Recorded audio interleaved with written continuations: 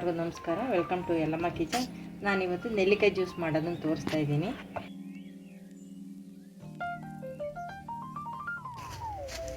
ಬೆಲ್ಲ,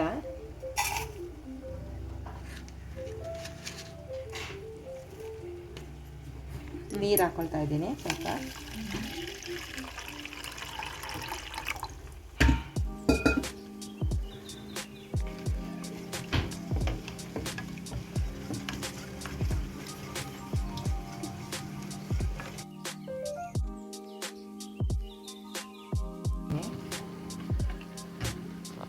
ice cubes ತೆಗ್ದಿದ್ದೀನಿ. ನೆಲ್ಲಿಕಾಯ್ದು ಹಾಕಿದ್ನಲ್ಲ ಟ್ರೇಗೆ, ಅದು ನಿಮ್ಗೆ ಎಷ್ಟು ಬೇಕಾಗುತ್ತೆ ಹುಳಿ ನೋಡಿಕೊಂಡು ಹಾಕೊಳ್ಳಿ. ನಾನು ಒಂದು 5-6 ಹಾಕ್ತಾಯಿದ್ದೀನಿ.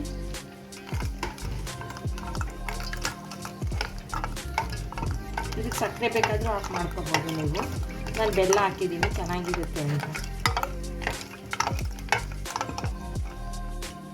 ಐಸ್ ಕ್ಯೂಬ್ಸ್ ಎಲ್ಲ ಕರಗಿದೆ. ಏಲಕ್ಕಿ, ಒಣಶುಂಠಿ ಎಲ್ಲ ಪೌಡ್ರ್ ಮಾಡಿಟ್ಟಿದ್ದೆ, ಅದನ್ನು ಹಾಕ್ತಾಯಿದ್ದೀನಿ.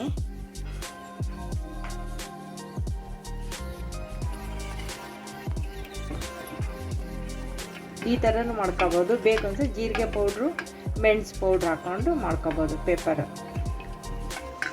ಚೆನ್ನಾಗಿರುತ್ತೆ. ನೆಲ್ಲಿಕಾಯಿ ಗಿಡದಲ್ಲಿ ಬಿಟ್ಟಿರುತ್ತೆ, ಈ ಥರ ಎಲ್ಲ ಯೂಸ್ ಮಾಡ್ಕೊಳ್ಳಿ, ವೇಸ್ಟ್ ಮಾಡಬೇಡಿ. ಉಪ್ಪಿನಕಾಯಿ ಹಾಕ್ಕೊಬೋದು, ಚಿತ್ರಾನ್ನ ಮಾಡ್ಬೋದು, ಜ್ಯೂಸ್ ಮಾಡ್ಬೋದು.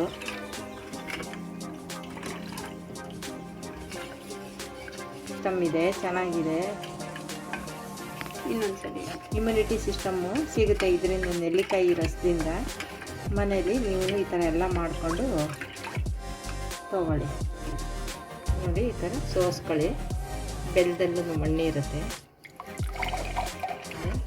ರೆಡಿಯಾಗಿದೆ ನೆಲ್ಲಿಕಾಯಿ ಜ್ಯೂಸು.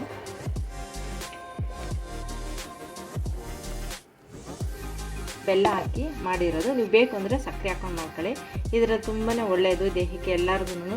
ಈ ಬೇಸಿಗೆ ಕಾಲಕ್ಕಂತೂ ತುಂಬ ಒಳ್ಳೆಯದು, ಚೆನ್ನಾಗಿರುತ್ತೆ. ಒಂದು ಬಾಟ್ಲಲ್ಲಿ ಮಾಡಿ ಫ್ರಿಜ್ಜಲ್ಲಿ ಇಟ್ಕೊಳ್ಳಿ. ಇದರಲ್ಲಿ ಇಮ್ಯುನಿಟಿ ಸಿಸ್ಟಮ್ ಜಾಸ್ತಿ ಸಿಗುತ್ತೆ. ಲೈಕ್ ಮಾಡಿ, ಶೇರ್ ಮಾಡಿ, ಸಬ್ಸ್ಕ್ರೈಬ್ ಮಾಡಿ.